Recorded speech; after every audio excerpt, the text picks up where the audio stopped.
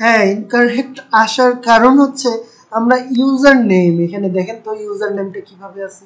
User নেমটা আছে হচ্ছে, এটা একটু বড় করি বুঝার সুবিধার্থে।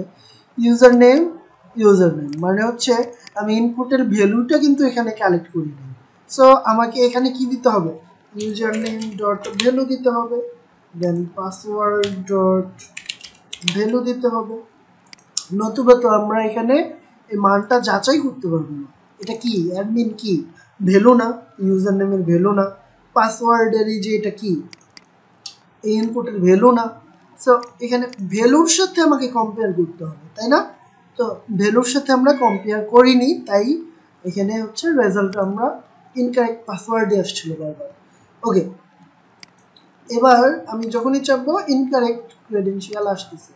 এখন আমি এখানে অ্যাডমিন দিচ্ছি এবং আমাদের পাসওয়ার্ড দিচ্ছি 1 2 3। এবার লগ ইন করি, লগ ইন সাকসেসফুল, রাইট?